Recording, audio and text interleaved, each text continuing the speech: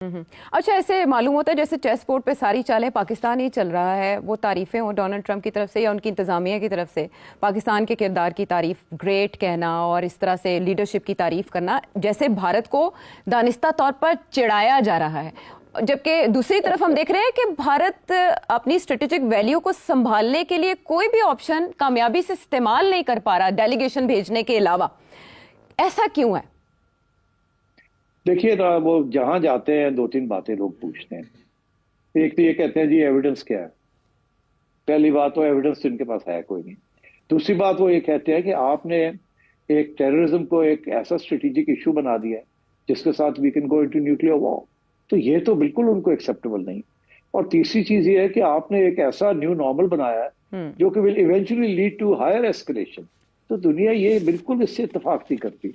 अब जो मर्जी कहते रह जाए, द इंटरनेशनल कम्युनिटी उनका जो नया नॉर्मल है उसको एक्सेप्ट नहीं करती। एंड दे थिंक ये गड़बड़ होगी इसके साथ। और अभी रिसेंटली जिस तरीके से पाकिस्तान ने हैंडल किया है सारी चीज को, और पाकिस्तान तो उस वक्त से कह रहा है कि we want peace, we want peace, we want peace. हम तो डिफेंड कर रहे हैं अपने आप।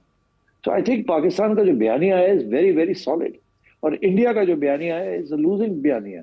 It's not working, and I think that's the reason why most people are not supporting the India's narrative. Okay और मीनवाइल जो पाकिस्तानी डेलीगेशन जिसको लीड बिलावल भुट्टो जरदारी साहब कर रहे हैं और अभी अभी लंदन का विजिट भी उन्होंने किया, बहुत सी मुलाकातें भी की हैं, कितना अच्छा परफॉर्म कर रहा है वो वर्ल्ड व्यू में? देखिए, मैं सुन रहा था एक इंटरव्यू, एक अमेरिकन स्कॉलर है डैनियल मार्की। खैर अमेरिका के बारे में उन्होंने जो बात कही बड़ी इंटरेस्टिंग थी, and I agree with him. वो ये उनसे पूछा गया ये सवाल कि इंडियन डेलीगेशन और पाकिस्तानी डेलीगेशन जो है ये कितनी इफेक्टिव है ये इंडिया अमेरिका में जब आई। तो उन्होंने दो बातें कही, एक दो बातें और भी मैंने सुनी है बड़ी इंटरेस्टिंग। एक बात तो उन्होंने ये कही कि देखिए कोई खास इंटरेस्ट नहीं है in America about this India Pakistan business apart from the nuclear issue. ये किसने किया किसने नहीं किया, टेररिज्म वगैरह, नो, हमें नहीं, भी नॉट इंटरेस्टेड। ये होता रहता है। और ये लोग जो आए हैं वो इशारा कर रहे थे, वो कह रहे थे कि जो टीवी कैमरास वगैरह इनको कवर कर रहे हैं उनके 90% तो वो लोग इंडियन अपने हैं, इंडिया वालों के अपने हैं। ये तो होम ऑडियंस के लिए सारी बातें हो रही है। यहाँ तो किसी ने इनको घास वास नहीं डाला, ना इंटरेस्ट है हमारा। हमें पता है क्या है सिचुएशन, हमें समझाने की कोई जरूरत नहीं है। And so therefore of no consequence. Pakistan के बारे में उन्होंने ये कहा कि पाकिस्तान का इंटरेक्शन हैज बीन बेटर। क्यों? पाकिस्तान ज्यादा ट्रांसपेरेंट है, सवालों के जवाब देते हैं। इंडियंस जो है बहुत से सवाल के जवाब नहीं देते और गोल कर जाते हैं। And so this is not good. इसी तरीके के साथ जैसे शुरू में ही जैसे ये सब कुछ हुआ तो हमारी एयरफोर्स ने और हमारे DGISPR ने बड़ी डिटेल्ड ब्रीफिंग्स की इंटरनेशनल मीडिया की, जिसकी वजह से एक ट्रांसपेरेंसी, एक इम्पैक्ट हो गया कि यार ये तो सारी बात बता रहे हैं, हमें चेक कर ले, हर सवाल का जवाब दे रहे हैं। और इंडिया की तरफ से ये था कि कोई सवाल का जवाब ही नहीं मिल रहा था आपको। तो I think on the whole हमारा जो पैगाम है that's been better received in think tanks and elsewhere. फिर ये भी कि बहुत से जो अमेरिका के अंदर जो इंटरेक्शंस हुए हैं, ये शशि थरूर वगैरह, इनकी जो प्राइड है, ये प्राइड में इन्होंने कहा जी आप हमारी एम्बेसी आए, यहाँ आए, हम आपसे बात करेंगे। हमारे लोग तो उठ के चले गए, थिंक टैंक चले गए, वहां चले गए, वहां चले गए। इन्होंने कहा जी हमारे पास आए, आप बुलाया, दावत दी। और आजकल मतलब वो एरोगेंसी है ना ये कि यू कम टू अस। अरे भाई, you have gone there to talk to people and explain things to them, तो आप उनको कह रहे हैं आप इधर आए। ये इंडिया नहीं है कि आप सारी मीडिया को वहां बुला ले और सारे भागे भागे आएंगे। You have gone there to explain your point of view, so you go to their office, you go to their think tank and so on. तो मेरा ख्याल है कि इस किस्म के इश्यूज भी हैं। इंडियन एरोगेंस जो है, specially in a place like Washington, जो कि बहुत ही एरोगेंट है, वो तो समझते हैं वी रूल द वर्ल्ड। वहां जाके आप जो है ना इस किस्म की एरोगेंस, जैसे शशि थरूर ने ये बातें जिस तरीके से की है, और फिर डोनाल्ड ट्रंप को उसने ठीक ठाक किस्म की है, I think that was not the right approach, not in good taste either. हमारे बिलावल भुट्टो साहब, जो भी आप कहें उनके बारे में, he is very charming, he smiles a lot, he talks informally, he's got command over the subject, and he comes across as a more open and frank individual, whereas Shashi Tharoor comes across as a very arrogant and supercilious sort of person. Bilawal काफ़ी confident भी दिखाई देते हैं, इसीलिए पाकिस्तान में predict किया जा रहा है कि उनको अगले वज़ीर आज़म के तौर पर तैयार किया जा रहा है। इसीलिए इस तौहीद की जिम्मेदारियों ने सौंपी गई हैं। जब बात हो रही है बिलावल भुट्टो जरदारी की आर्मी चीफ की, तो वज़ीर आज़म को भी याद कर लेते हैं। वज़ीर आज़म एक रोज़ा दौरे पर मुत्तहिदा अरब अमारात में मौजूद हैं और बताया जा रहा है कि उनके डेलीगेशन में हमारे नायब वज़ीर आज़म इसहाक डार साहब भी हैं, फील्ड मार्शल भी उनके हमरा हैं, जिन्होंने इसके बाद अमेरिका जाना है। मीनवाइल वाशिंगटन पोस्ट की ये रिपोर्ट कि इसराइल किसी भी वक्त ईरान पर हमला कर सकता है और जवाब में ईरान निशाना बना सकता है अमेरिका के अड्डों को। तो ये विजिट वज़ीर आज़म का यूएई का और आर्मी चीफ का विजिट अमेरिका का कितना अहम है मुमकिन हमले के तनाजुर में? देखिए, ये खतरा तो अब नजर आ रहा है, क्योंकि कुछ जैसे कहते हैं ना, डॉट्स हमें नजर आने शुरू हो गए। तो अगर डॉट्स को आप लिंक करें तो लगता है ऐसे है कि इसराइल जो है अब तैयारी पे है, पूरी तैयारी पे है। और ऐसे भी लगता है कि शायद अमेरिका ने उनको ग्रीन लाइट अगर नहीं दी तो रेड लाइट बंद होके एम्बर लाइट पे आ गए। अब वो कैसे? विद दिस इसीलिए I think it's important to discuss this issue. पहले इतना सीरियस मामला नहीं था, पहले ये 6th राउंड ऑफ टॉक्स हो रही थी, होने जा रही है between Iran and America in Oman, मगर अभी वो हुई नहीं। मगर उससे पहले कंप्लीट डेडलॉक है इन द 5 टॉक्स। अमेरिका कह रहा है कि आप बिल्कुल बंद करें अपनी इनरिचमेंट, और आपने 60% तक इनरिचमेंट कर ली है, और थोड़ी सी और होगी तो आप तो 8-9 बम भी बना लेंगे, and we have to stop you now. और ईरान ये कह रहा है कि नो क्वेश्चन ऑफ इट, हमारा पीसफुल न्यूक्लियर यूज का हक है, and you need to talk to us. And America कह रहा है आप बंद करें, नहीं तो हम ये करेंगे। तो और अभी रिसेंटली जो धमकियां दी हैं डोनाल्ड ट्रंप ने और इसराइल ने, जिसकी वजह से अब ईरान ने वापस धमकी दे दी है कि आप करना चाहें तो कर ले, अटैक करनी है तो कर ले।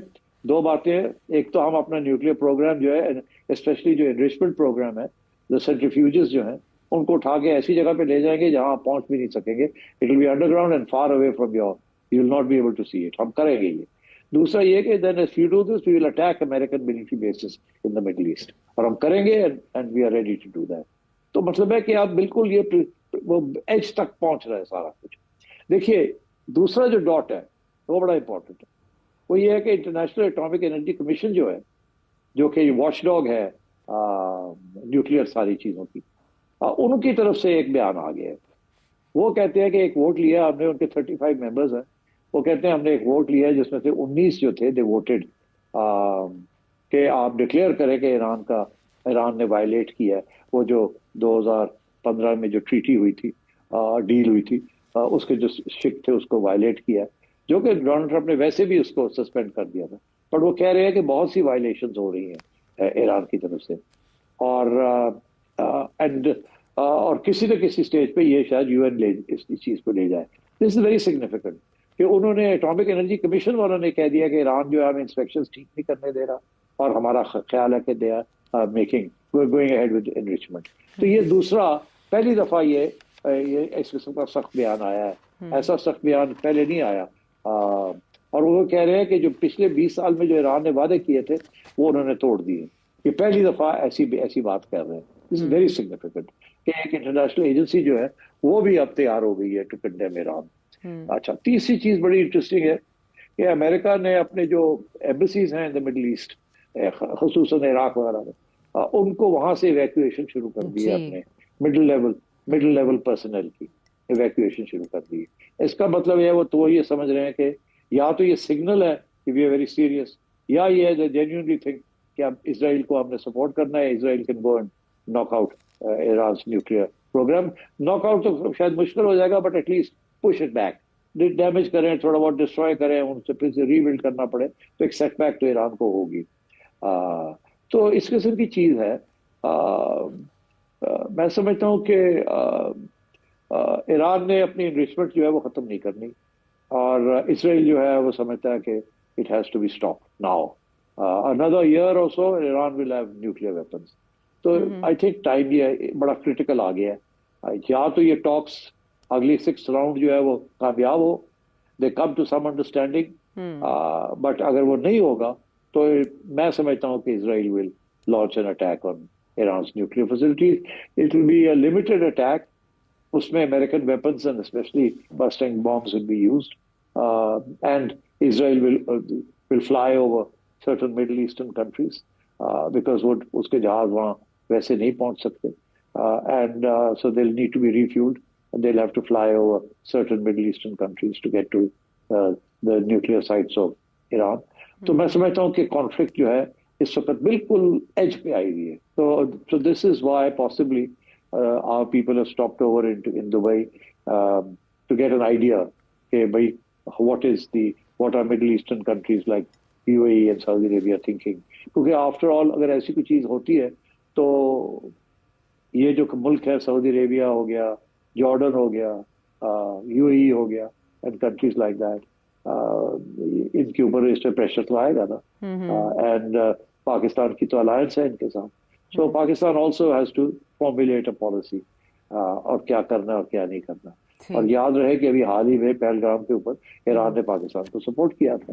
सो we are in a difficult situation. तो अच्छी बात है कि the chief and the prime minister are travelling to get a better sense of what the situation is likely to be, and also to explain to their friends कि ये हमारे ये problems हैं और हमें शायद ऐसे करना पड़े या ऐसे करना पड़े, because don't forget we have a huge nearly 20% Shiite population of Pakistan, and if you attack Shiite Iran, it can lead to a blowback effect.